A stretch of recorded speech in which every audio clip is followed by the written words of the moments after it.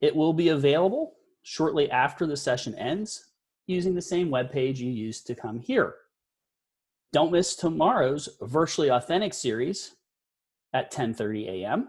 Diane will be sharing Padlet with you. We're back at it again Thursday looking at iSearch papers. You can check out all our future offerings at the page you used to access this session. Also, don't forget we are offering virtual office hours each day, 30 minutes, 2 times a day, the first beginning at 9 a.m. and the second at 3 p.m. Finally, this session does have a hard stop time. So at the end, we will need to end the meeting and head off to the next event. If you have any questions after the hour-long session, please feel free to email them to me. My email address is very easy to remember. It's just mbaker@ciu10.org. So let's begin this session on using Google Forms to give quizzes. Using the feedback buttons in that participant window, you'll see some yeses and no buttons there. If you have used Google Forms, not as a quiz, but you've used Google Forms before, give me a yes. So you have it not as a quiz, just you sent a form out or made a form. Could even be for a family reunion, could be something outside. Okay, so I see some yeses coming in the chat as well. If you look at your participant window, you'll see some feedback buttons at the bottom there. I'd encourage you to use those yes and no buttons as well. Makes it a little easier for us to find things. That may be a feature you didn't realize was there. It's a pretty neat feature. Okay, so looks like quite a few of you have used that. I'm going to clear those responses and let me ask you a follow-up question. How many of you have used Google Forms to make a quiz that auto grades, so you provide the correct answer? So I'm seeing more no's this time than yeses, and that makes sense. I think that's probably why you're here. So what we're going to start with today, and I thank you for your responses there, is we are going to begin by looking at our learning targets. So we're going to explore these quiz options. We're actually going to build a quiz, so you'll be opening a tab in your browser and making a quiz right alongside. And you're also going to use automatic grading to streamline the assessment, so you don't have to take the time to grade the quizzes yourself. So I'm going to start by giving you a quiz. I promise you it's pretty darn easy. The short address is there on the screen. It's a bit.ly address. Please take note that bit.ly addresses are case sensitive, so make sure you use upper and lower case where those letters are. So I'll give you a moment to fire up your browser and head to that address. I'll leave it on the screen here. And once you get there, go ahead and take that very short quiz, and we'll take a look to see what the results look like then.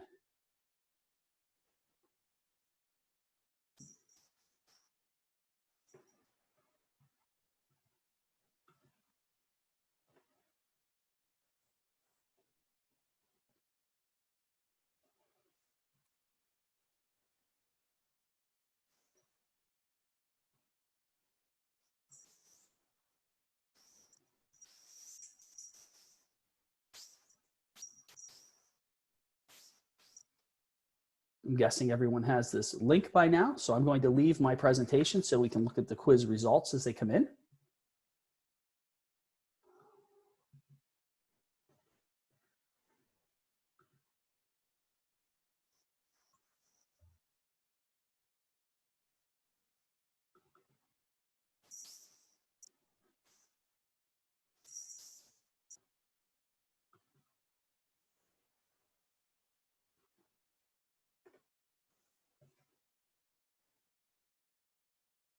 So far, 2 people have finished that quiz. Once you're finished, if you take a look at the screen I'm sharing, some people want the code again. Give me one moment. I will put that in the chat window momentarily. Just let me copy and paste it.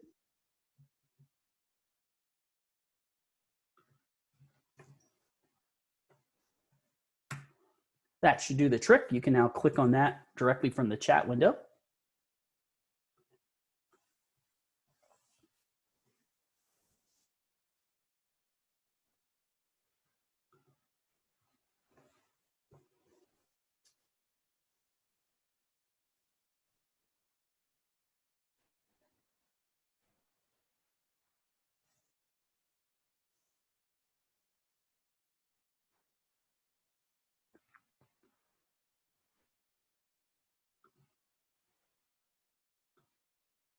Once you've finished taking that quiz, again, if you look at my screen, I'm on the responses tab, and you can see that as of right now, I have 11 responses. There are 26 people in the room who are not IU10 folks. So I'll wait till we get to about 15 responses, and then I'll move on. As some of you just got into the quiz. Then we'll talk about what we're actually seeing here on the screen.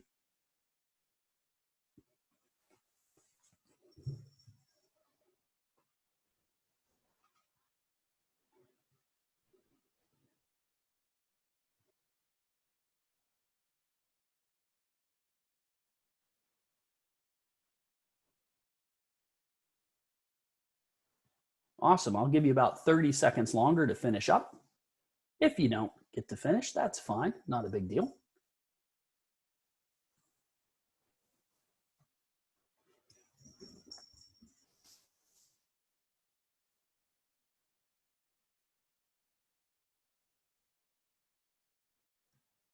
Okay. So take a look at the screen that I am sharing with you. And what you're seeing now is that I have, using the chat box, how many responses do you currently see on my screen? You can just type a number in there. So I'm sure that everybody sees where that is. That number may change from time to time. Yeah, right now I have 25 responses. That's right, holding steady at that. The next area I will see here underneath the big header, 25 responses, is I'm looking currently at the summary information. So let's start with that. Here you're getting some statistical analysis of how the answers have kind of panned out. Okay, so I can look at this chart, and I can actually hover over these bars and see the raw count numbers in those as well. And I get the average, median, and range. Scrolling down, it is then showing me that there are frequently missed questions. Now, what's interesting here is one that has a 0. This wasn't. This was that grid where I asked you to check the items that apply. And so it looks like that one may be troublesome. And that was okay. I'm just trying to demonstrate different question types there. Take a look at this. Very interesting. You can see that some people, I love this. I think it's Tuesday. Yes, it's very hard to keep track of what day of the week it actually is as we're working from home. But it looks like I have a lot of people answered Tuesday. Wonder what's going on here. So this is Tuesday, but it's not lumped with this. Here I have a question mark. Here we have just twos. So one of the things we need to discuss, yes, if you abbreviated, Molly says she abbreviated it and got it wrong. So one of the things, I did that on purpose. We want to look at when we provide our answer key, when we create the answer key, we have to consider that people may answer in ways that we didn't expect. Not wrong ways, but kids think a little differently from what we think sometimes. Look at this one, looks really good here. Everybody 100% there on what days are left. So I can see all this data here as a summary. And then if I look at the question, this will allow me to drill down and look at the different questions, and I can see the responses and how many people answered that way. Okay. I can also see here that Tuesday, question, question, question. If I wanted to quickly say, okay, yeah, I can accept that. I can just do this. And again, here with this abbreviation, and even this, I think it's Tuesday. So that's a way that I can quickly go back and fix those items. So if I go back in here to other weekdays that remain, I didn't save that, so that's why it yelled at me there. Let's switch over here. Oh, I know why. Down at the very bottom, it's hiding under my Zoom controls. I have to hit save. That marks those items correct. And then I can just step through the questions and again, verify what's going on here. Okay. Finally, the individual tab. So this shows me each individual answer. One thing you will notice here as I step through, do I have any student names? Give me a yes or no. Is there any identifying information? Again, you can use the chat, but it's better to use those participation buttons. The red X for no, the green check mark for yes. Excellent. I see all those popping up. So the reason that I don't have that is because I didn't ask you for your name.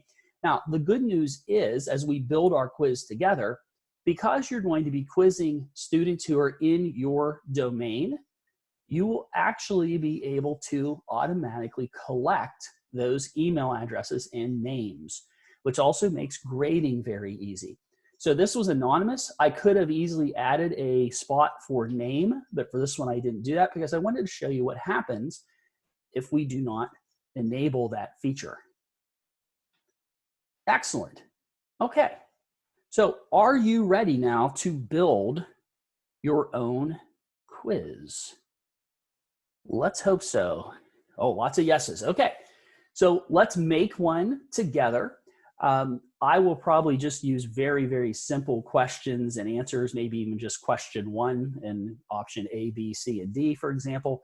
But feel free to do something that you think you can turn around and use. So to make a new quiz, we are going to go to forms.google.com, which will bring up the Google Forms window. You should see mine now.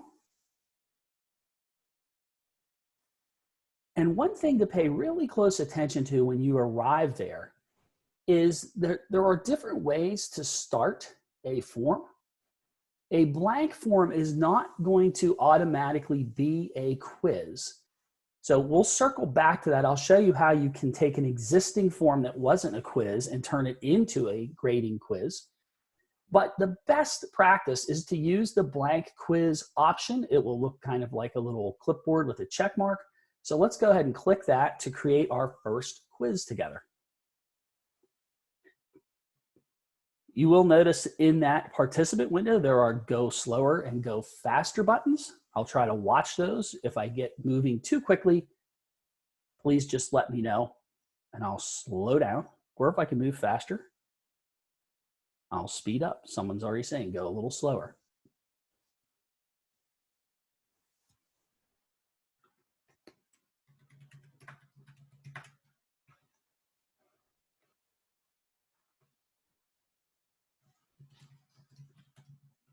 All right, so I added the link there to forms.google.com and we want to make a new quiz.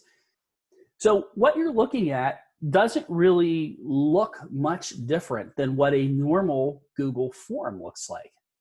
In fact, it looks identical with one exception. And that exception is if you look under this first question, it always creates one multiple choice question when we start, you will see an option for an answer key. Okay, so that is the big difference. That is your visual clue that says, hey, this is something different. So let's start with multiple choice. It's already the question type we have. I'm going to kind of repeat the quiz I just did. So I'm going to ask what day of the week it is.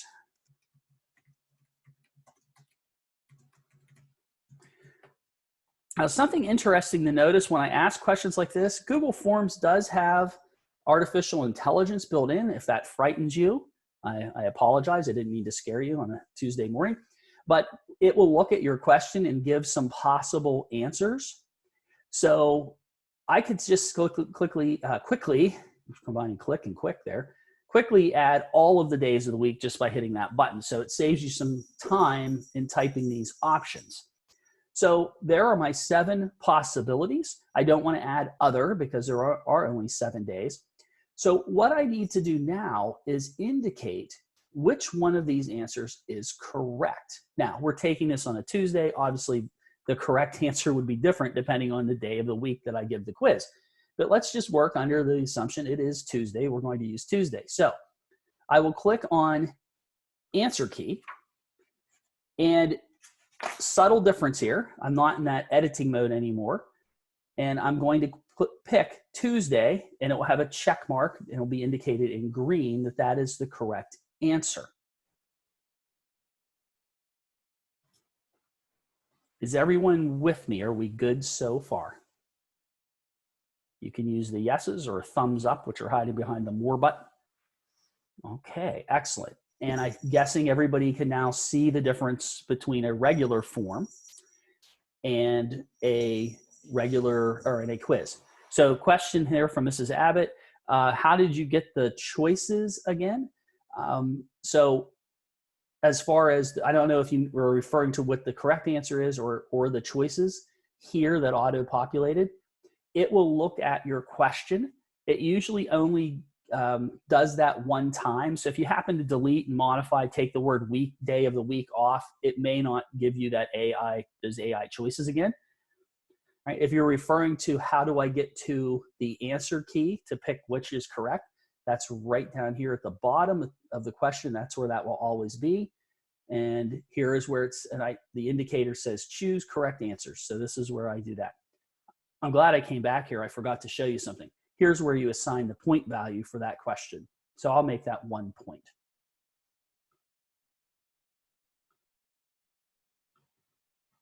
Okay. So we just made our first question. I'm back looking at the question now. The green check mark carries over from my answer key, so I can quickly see without clicking answer key that Tuesday is going to be the correct answer. So one of the things that's also hiding here in the answer key, so I want to cover all this first before we make our second question. At the bottom of the possible answers, there's a little clipboard icon and it says add answer feedback. This is really cool. So I see your question about the point value. Let me circle back to that here 1 second. When I close this window, you'll see that.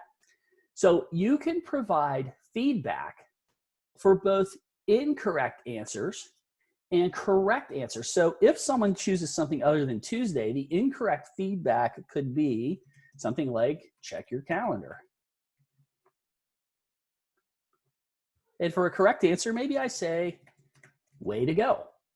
And what's going to happen then when they take the quiz and they see the results, it will give them feedback. It only does it during the results. It does not do it live during the quiz. So they won't, if they clicked Wednesday, it's not going to come up and say, check your calendar. They'll see that at the end after they answer the last question. I'm going to show you an example of this in one moment. The question about from Heather, the point value, it's right here. So I'm still in the answer key. This is where I can assign point values. And I can either use these up and down arrows, or I can type the number directly into that box. I want to show you, let me show you what feedback does. So I'm going to switch over here. Here I have a Beatles quiz. I'm not in the editing mode. I have a submit button, so I'm actually taking the quiz. And it's asking me which one of these is Ringo. So let's see here. Which one do you think is Ringo? Give me some using the chat. Which one of these is Ringo Starr?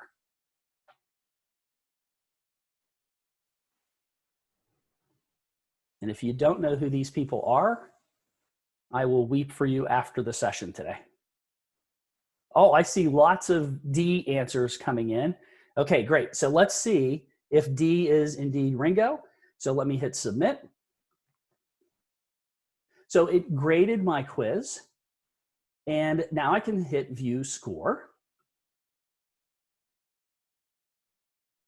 Oh, cool. So it's telling me, yeah, Ringo's the correct answer. This is my selection. It's in blue. I see the green check mark. And here's my feedback. Yeah, yeah, yeah.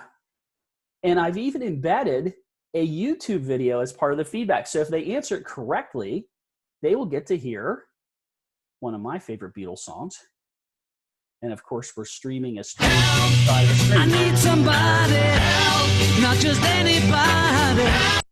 So the reward for that correct answer was to hear that song. Did you hear the music? Give me a yes if you could hear it. Okay. When you share your screen, by the way, as a bonus little Zoom tip, when you share a screen, there's a checkbox at the bottom of the window where you pick your screen. You have to enable the computer audio to pass through. So I did that so you could hear the Beatles singing. Let me show you what happens if Mike, we caught your bad pun also. Yeah, yeah, yeah. Yes, thank you, Diane.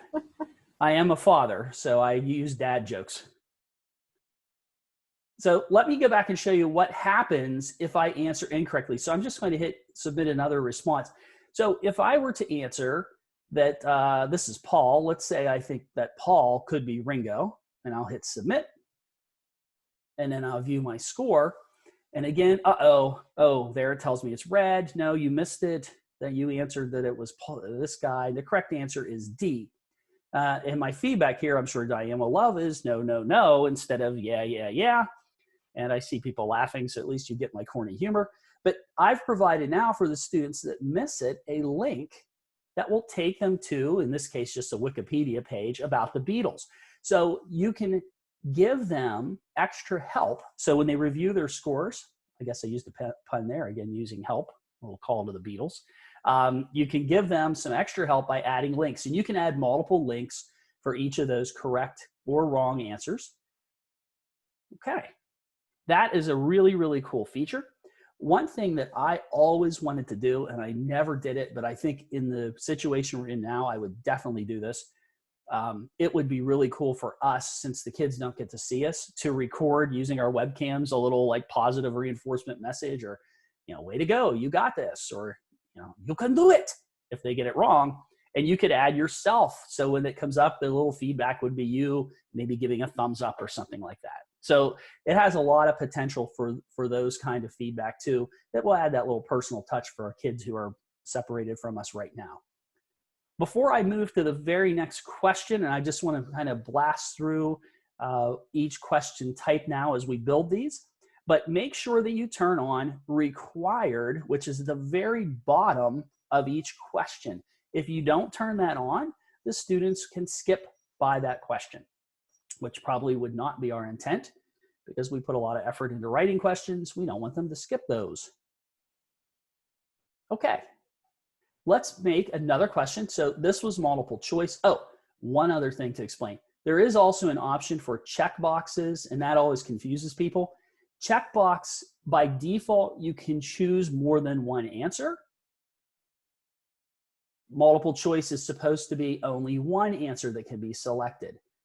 Okay. Now, that being said, when you do your answer key for multiple choice, let me do this just to show you that it can be done. I could say that it's also Thursday. The students will only be able to pick one of those answers because it's multiple choice. If I wanted them to truly pick, your question was, what days of the week are still left? That was a checkbox. They were squares because I wanted you to choose more than one. Okay, but you can assign more than one correct answer in multiple choice or checkbox type questions. Okay. How can you add an additional feedback? All right, let me answer that right now while we're here. So I'll go back to my answer key. I come down to feedback. So I have feedback for correct answers. Let's edit.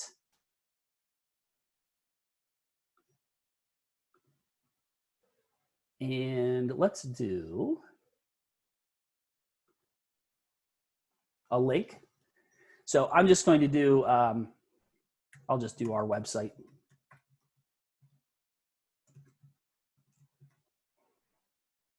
And then I don't like where this button is, but this little add button right here, now I can add an additional just by clicking link again. So if I want to make a link to Google, maybe I'm asking them to research their answer. So that's how that works. You add the additional items that way.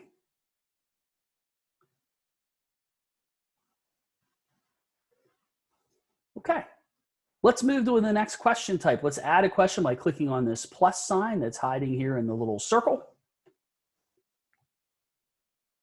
And let's do this one as a short answer, because this is where we really have to be careful when we provide the correct answers. Okay, so I'm going to ask the same question. So I'll ask them what day of the week is it? But this time it is a short answer. And again, I'm going to turn on required before I forget. I want them to answer this question. And now I'll go to my answer key. And the answer key is going to look a little bit different because this one is a short answer.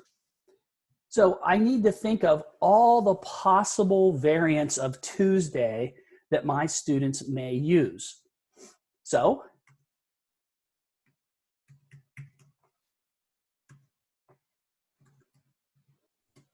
Maybe they don't capitalize.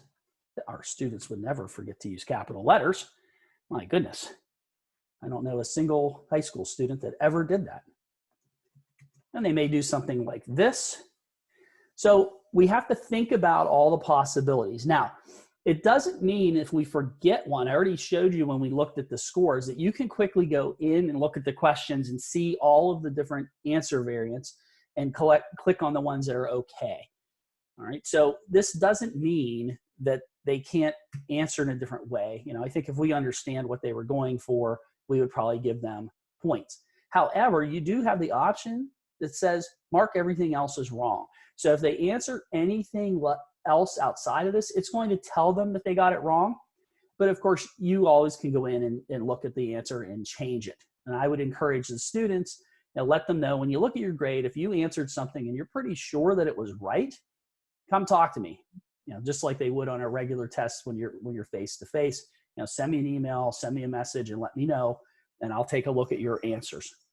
Again, I can add feedback here if I wanted to for both good, correct and incorrect answers. I'm going to skip that part here because we already looked at that, and then hit done. Okay. Short answer. If you think short answer questions are easy, give me a thumbs up. If you think that was difficult, give me a thumbs down. Those are hiding under the More button in your participant window.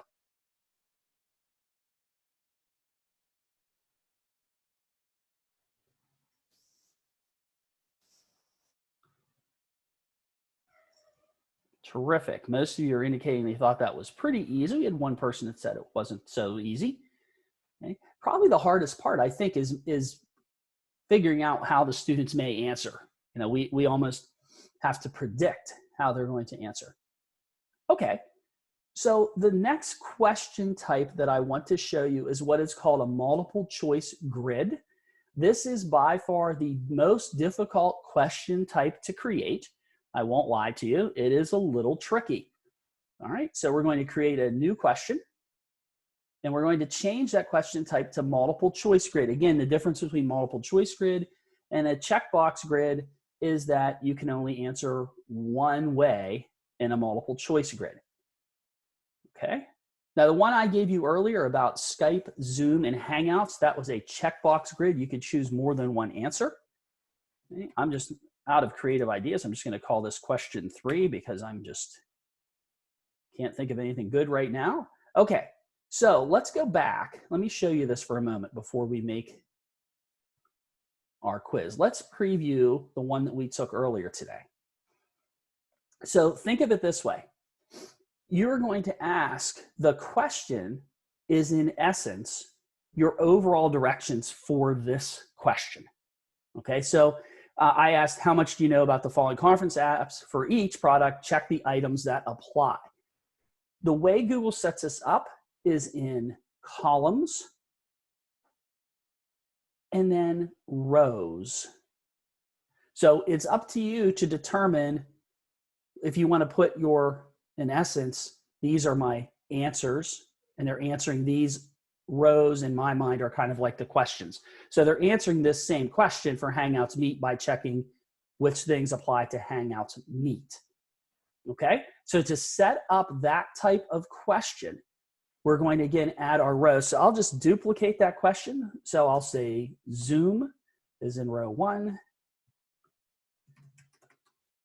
Hangouts in 2, and Microsoft Skype there. And then in my columns, I will simply put, whether they have video or chat or owned by Google.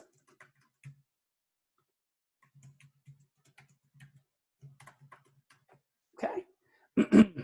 So to take a look, again, my answer key will give me a preview of that, and I can quickly come in and say, yes, all these have video. They all have chat, for example. Again, one little difference here, take a look at the row.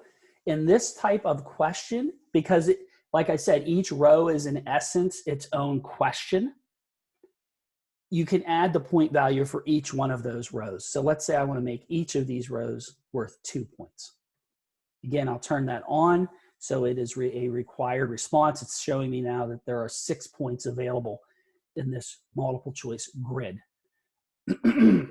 Excuse me. Okay, so hopefully the grid makes sense. You've already taken a quiz with that. It's a very powerful option if you have the same answers for multiple questions, okay, or you're asking students to maybe categorize some things. So the rows are the things that you want to put in the categories, and they check off the things that apply to those rows. Okay, does that make sense? Everyone okay there?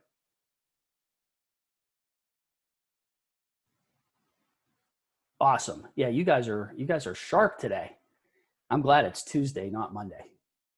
And I think we have determined it is Tuesday. So one other thing that I would like to show you here is actually there's 2 more things. One is how you use a photo in a question. And then we want to look at how easy it is to grab questions from other quizzes that we made earlier. That will save you a lot of time as you start to kind of build your question bank. Okay, so I'm going to make a new question. I'm going to just do multiple choice.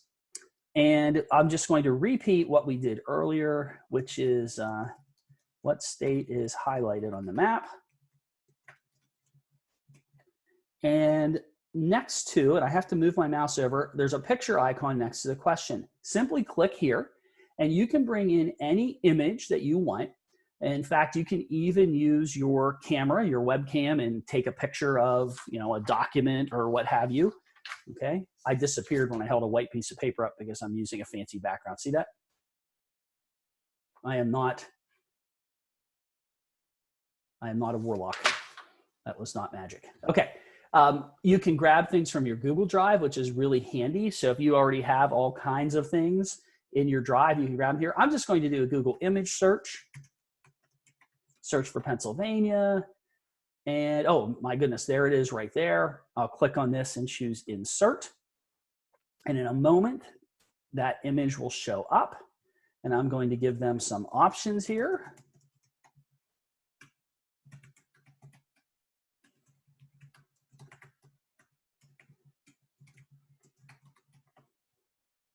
And then again, answer key, choose Pennsylvania. I have to scroll up just a little bit. And I'll make that worth 3 points.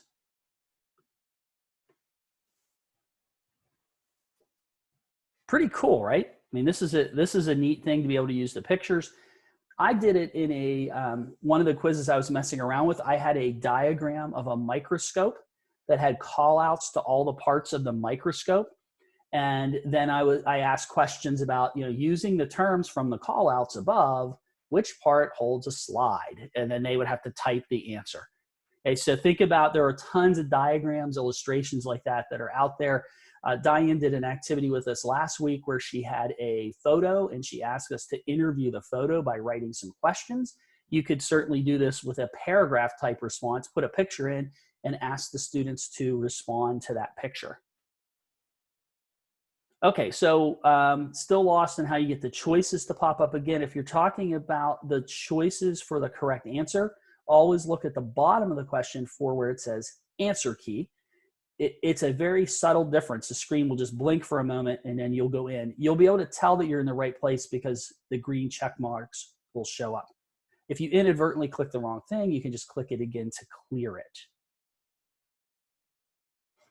Remember that these sessions are recorded, so if there's something you think you missed, you can go back and watch it on our site and take a look at the things that maybe slipped by. Okay. I need to show you 2 other things. One's super quick, one's not quite as quick, but it certainly is not too time consuming. And then I want to show you what happens when a student takes the quiz so you can see how to grade this. So adding questions from another form is simple. It's this icon right under the plus sign. It looks like a form, a document with an arrow. It will open up and it will say, what would you like to use? Look at your other forms. Here's my Beatles quiz. So I think that's the one I'm going to use, is the Beatles quiz. So I'll select that. There was only one question in the Beatle quiz, but here it is. Which one is Ringo? I put a checkbox there. Choose import questions. And now let's see, I put it at the top because I was up at the top when I did it. Okay. So now, which one is Ringo? And I've brought that question in. I did not have to retype it. If I preview my quiz, there it is, formatted just like it was before, along with the questions we just made. Pretty awesome. So you can basically build a question bank. I've known people that have done a quiz with way more questions than what they will need and created that as a question bank. And then each time they give that assessment, they grab the questions from that form, choosing different questions. That's another great way to do it. If you have different sections of a course, when we get back to normalcy again, that would be a tip for later, that you could make different versions. You know, one class is in a different spot potentially, but you still want to give that assessment. That will work. Okay. The gear icon is very important. This is what we'll end with, and then I'll show you what grading looks like. So when you click that gear at the top, every form has the gear is unique. The settings gear is unique to each form. Right now, if I were to try to give you this form, you wouldn't be able to take it because it's restricted only to people in the IU at this point. That's actually something you'll probably have selected because you'd only want your students to take this. That is a default, by the way. I can also limit the responses to one time taking the quiz, so it wouldn't come up and say, do you want to take it again? Can you make answers random? Give me 1 second here and I'll show you the random features. Obviously for a quiz, this would be up to you. Do you want them to edit after submit? Typically that is not something that we would want to do, nor do you want them to see charts showing how everybody else answered. Don't worry about collecting the email address because I'll show you in a moment what happens when we create a quiz assignment inside of Classroom. The presentation will allow you to shuffle the question order. So you can't make the answers randomly sort, but you can give different question order. So it can move the questions around randomly, but not the answers. Okay? Last tab is just for the quizzes. If you ever have a form that you said, oh, I already made a quiz, but I didn't know I could add correct answers, all you have to do is go to that form, click the gear, go to the quizzes settings, and turn it on. Just make it a quiz. That will give you the answer key option, and you just go back and click the correct answers. Now, two really cool things here in this window that are important to us as teachers. One is if your district is using Chromebooks, and many are, you can run the quiz in what is called lock mode. And what that does is when the students take the quiz using their device, they can only take the quiz. They are unable to launch another browser window, so they can't look up answers. They can't be in a Hangout meet with someone else getting answers. It will literally turn the Chromebook into just a quizzing device. It has a single purpose. Once they finish the quiz, it will open up all the functions again. Okay, but your district has to have that turned on. You'll notice that mine is dimmed because we do not have managed Chromebooks. My guess is if your district's using Chromebooks, the IT department is likely managing those Chromebooks. So that should be an option. For example, I know West Branch has that, Kerwinsville has it turned on. I don't know about West Branch. I misspoke there. Because Kerwinsville, I know, definitely has that on. Okay. You can determine when to release the grade. I don't really mess around with this manual review. I would leave that as a default. And then you can choose, can they see the missed questions? So do you want them to get the feedback that says, here's what you missed? Or you can say they can only see correct answers. And do you want them to know the point value when they're taking it? So you can really customize the settings here. Yeah, Mike and Joe Ellen says that you can make the answers random and you can shuffle the option order. Bottom right corner of the screen. Okay, so this is something that I didn't notice was there. So in my multiple choice, shuffle option order. Thank you. Mm-hmm. Okay, so that is an option that I think might be fairly new because I never saw that down there, but that's pretty cool. Shuffle option Thank you, order. Joe Ellen and Greg. Thank you. Yes, that's why we do this, and that's why we like the collaboration. Excellent. Okay, cool. So let me show you workflow now from Google Classroom. So I'm going to open my Google Classroom. I will click Create, and I'm going to do a quiz assignment. And what this does is it creates a form for you automatically. So I'm going to call it first quiz, and this is a demo, and I have a blank quiz here. Now, if you have already created a quiz, and that's the one you want to give with this assignment, all you need to do is hit the X here to clear this blank quiz, and then hit the add button and grab the correct form from your drive. So it's that simple, but if you do a new quiz, you'll get a blank quiz. Notice that there is now something different here in our assignment. We have a grade importing switch. That's what I'm going to demonstrate. So I don't have time to build a new one, so let me show you this. I'll get rid of this one. Let me add a form that is a quiz. And I'm just going to do, I'll do my Beatles quiz. So it knows that it's a quiz. The grade importing switch has come back. I don't worry too much about the points, but I'll say the total is going to be worth 10 points. We'll see if that has any effect on this at all. And I'm going to now assign this quiz. And away it goes. Now, I created a student account. So the screen you're seeing now is a student. And I'll go into my classwork, and there it is, the assignment I just made, that first quiz.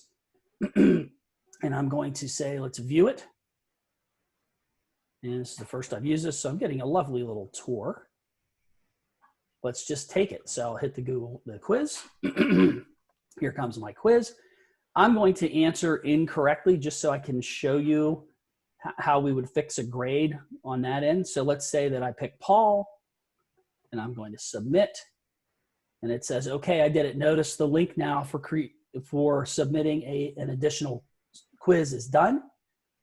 So if I view my score, excuse me, I'm getting the feedback based on what I did. I see my no, no, no.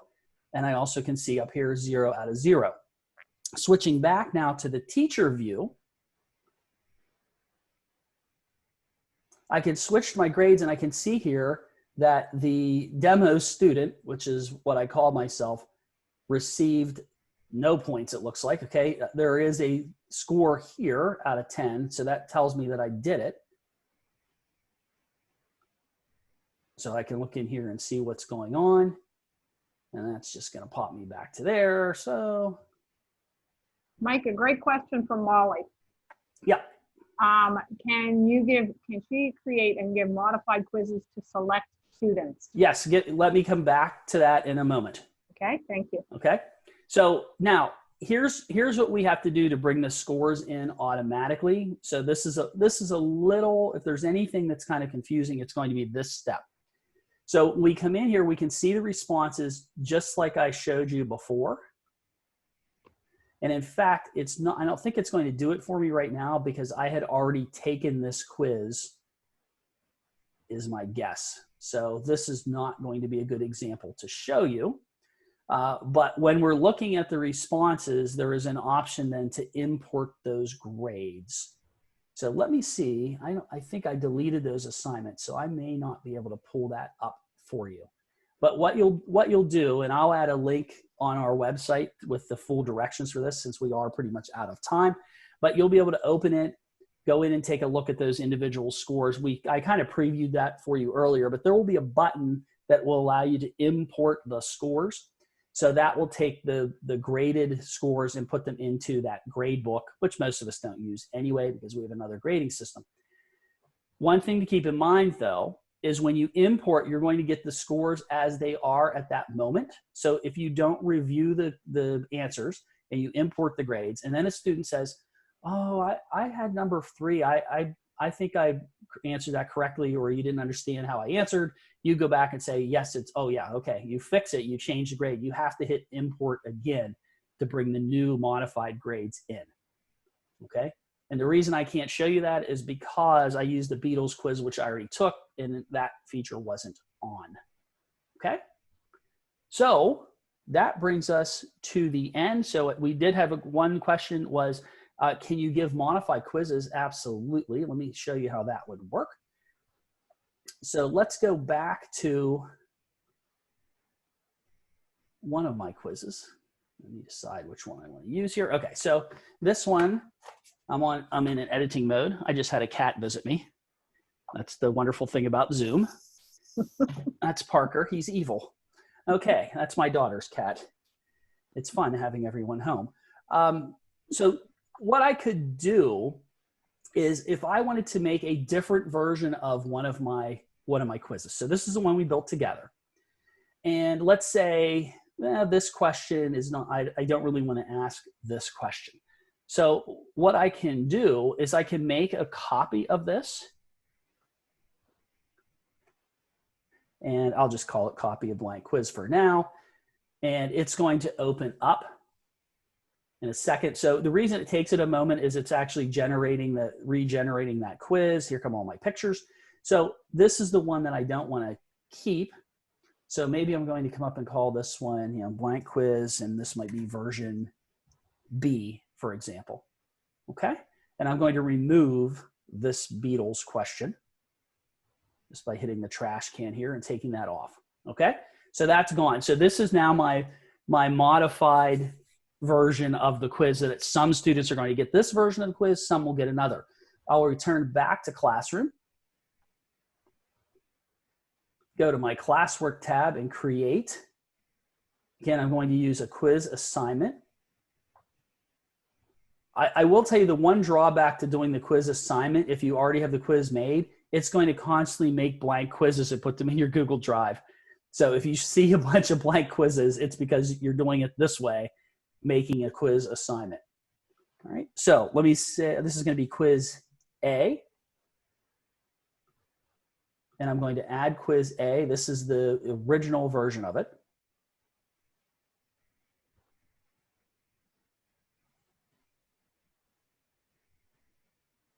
Okay, I think it was.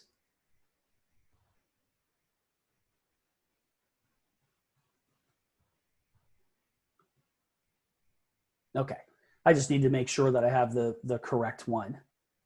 Okay, so this is the original. So I'm going to add that. And I'm going to, instead of choosing all students in the upper right, I can clear this now. I only have 2, but I could clear this for a real long list. And I could say, okay, demo student is getting this full version of the quiz. So I'll assign that. Only demo student will see that in his class stream. By the way, did you notice there is a way to add the quiz to multiple sections at a time? So if you have multiple Google classes that need to take that, you can do it. Okay, so there it goes. I assigned it there. Now let's go back and take that modified version. And this time I'm just going to do it this way. Grab from Google Drive, and I'm going to get quiz version B. Notice that it does know that it's a quiz. The switch came back here. The first one I assigned to Mike Baker, or did I assign it to demo student? I can't remember. Well, we'll just say here, we'll give it to Mike. And away that goes, and he's going to get that. So I've just given 2 different versions of that quiz to a different group of students. Unfortunately, I get this question all the time. Is there a way to make groups in Google that I could group my students and very easily do that without checking individual? No, not at this time. That is one of those things that if you want that feature, I'd encourage everybody to click on the feedback button in Classroom and tell Google, I want to be able to group my students so I can assign things by group. Okay, but that is the way that you can differentiate those assessments. Okay. Oh, Parker ran away, or I would tell him you said hello. Okay. What other questions? And by all means, you can unmute at this point. We have a few minutes left, just about 10. So you can use chat or you can unmute. So let's see, can we make it sheet? So there is a great website out there that is from Google, and it's just teachfromhome.google, which I know is a weird address, but Google knows that we're all working from home now, and they've created this. So if you scroll down It even goes over things like, how am I teaching remotely, or what if I don't use video calls? But here is the quiz. So if you click on tutorial, it will actually play this video. So there is a little video there. No, somebody is doing some construction work here. Okay. All right. Hopefully we stopped here. We're not hearing that now. The other thing that's really helpful in all of the Google tools, there is the ability to get help, although it is not something that we see in forms. So if I just do Google Forms help, it will take me to the Google support forum. And this is fantastic as well. So if I go to create a quiz with Google Forms, this will take me step by step through how the grading process, creating it, grading process, the whole deal. So that's probably better than anything that I could make, and it's already there. So keep in mind, it's just support.google.com, and you can search for anything. So if you start using Google Sheets a lot and you don't know how to do what functions are built in, if you just go there and type Sheets functions, you'll get a whole list of all the functions available. Other questions? Thank you. Renee has added those links to the chat window, so if you can grab those and bookmark them. But yeah, Google's help. The other thing that people don't know about Google, they're giving us these tools for free for teachers, and they have been free. This is not something they did just for coronavirus. They also provide free help. So if you can't find the answer, there are actually phone numbers and forums that you can ask a question and they will get back to you. Now, I wouldn't say the forum will get back to you in 2 seconds, and the phone call, the waits might be longer, but in my experience, they always get me an answer. So take advantage of that. They really, they want schools using this, obviously, because once the kids are no longer students and they're living in that Google ecosystem, they make their money through eyeballs on ads. So they want us using the platform. That's why they give it to us for free. Renee says they are pleasant as well. Yeah, they're pretty good. There's actually a division that handles help for education institutions. So that's not saying they're teachers, but they deal with teacher questions all the time. Did I miss anything in the chat, Diane and Renee? Did you see anything else there? No, I think you're good. You covered it all. So let's use our formative assessment buttons one last time before we close up shop here. And tell me, using the let's use yes and no, since they're easy to find. Okay, is making a Google quiz easier than what you thought it is? And there's Parker's tail coming by my webcam again. Is it easier? We'll have Parker watch your answers. All right, Parker, go away. I can't pick up my pet tomorrow to show him. Oh, if you pick up Teddy, that will be a workout. He's a beast. All right, I good. could pick up my dogs. Yeah, Renee, you have beast dogs. So most people have said yes, that they felt it was easier than what they thought it would be. Okay. Are you, yes or no, are you planning to use this within the next week?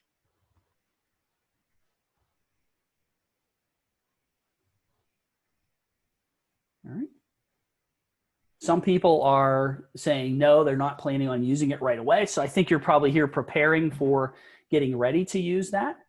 Okay. So I'm guessing it doesn't mean that you're not going to use it at some point. It's just you don't have any immediate plans. Well, and I will tell you folks that for us as educators, when we learn something, there really is a 48-hour window for turnaround, or we forget things. And that's why everything that Mike, Renee, or I are doing, that's why they're all archived. So you can go back and listen to the video as well. Well, actually, not just listen to, but you can view the Zoom sessions. Because I know, like Sarah's saying, yeah, if you can't do mandatory and you can't do it immediately, But so that's why we're very aware of that. Yeah. So for those of you who are doing things only by handouts, packets, delivery, I know a lot of schools are using bus routes and things like that. So I built my quiz here in Google Forms. And if I come up here to the kebab menu and choose print, what's going to happen is it will quickly format your quiz. So you don't have to use a word processor to make the quiz. Because so what I would recommend then, if when the kids return to school and the access issues won't exist because they'll be in the building where there is Wi-Fi, you could build your quizzes using Google Forms and then print them. So it formats it. And if you are, and it even tells me, hopefully you can see this here, but it even gives the point value next to each of them. All right, they're not going to get immediate feedback, but look how it formatted. Let me make this a little bit bigger so you can see it. But this is a great feature, and it's also a nice way, even if you're doing a survey of some sort, to get that out to people that don't have access. So here's what it looks like. That, in my mind, is a lot easier than building a multiple choice quiz in a word processor. If I can use Google Forms, I have it for future use if I want to give it online, but it's formatting the thing for me, and I didn't have to do that work. Anything I can do to save time and prepare for future is good with me. Okay. So yeah, if you're hard copy only right now, I don't think that means you can't use this. It's just going to have to be a little different way of using it. Anything else? Oh, typing. Yeah, good question for math. So it's not great. And the problem with math is that the notation is very difficult. And Mrs. Abbott, you teach math, so you know the struggles. You know, if you don't have math type or an equation editor of some type, it's hard to do the notation. So, but there is one interesting thing, and I didn't show everybody, and we only have 2 minutes left, but let me show you one other question type that might be of interest to math folks. And Chris is lucky, Mike. She said at Bald Eagle that they it's something that the district added for the teachers. Yeah, there are plugins and things, and Google does have a basic equation editor, but the problem with it is it's not built into Forms. Mm-hmm. And the copy and paste doesn't always work. But there is a solution if you want your students to show you work in an easy way. So if I do add a question, and let's just say, you know, math exercise 2.2. And I'm going to change from short answer, and I'm going to make it a file upload. So it's telling me here that what it's going to do is ask people to upload a file. So what they could do is you can decide how many the number of files you want to allow them to attach. If they have the Google Classroom app, or actually any of the Google apps on their phone, they can go in here, they could take a picture of the work they did and attach it to this assignment. They just need to get the picture into Drive. That's a great way to get around in math and science those notation issues, or if you need them to show work. So just make a question type as a file upload. Now, of course, you could have them just put things in Google Drive or attach to the classroom assignment as well. But if you wanted to make it part of a graded assignment, you know, maybe at the end of a quiz, you know, please attach your notes from this unit, and then they take pictures. Yep, and you can also, as Greg said, you can use an image. So I didn't point that out when I did my Beatles question. Let's go back to that. So in the Pennsylvania example, I added an image for the entire question. But you can also, in my Beatles example, I added an image for each answer. So what Greg is saying is you can do an image of the problem as the question or even as the answers. Okay, it takes a little bit more time, but that is definitely a way to do it. Yeah, because a picture will work. You don't have to worry about the font doing some weird things to your math. All right. We're just past 11:30, so we are out out of time. We appreciate your attendance today. I will have this video loaded up here probably within a half an hour or so for people to come back and view. So if you have friends who are looking at this and want to get involved in using these Google quizzes, please send them to our site. If you have any questions, email me or Renee or Diane, and we'll be sure to get back to you. Take care, everyone. Stay safe, stay hunkered down, and watch out for evil cats.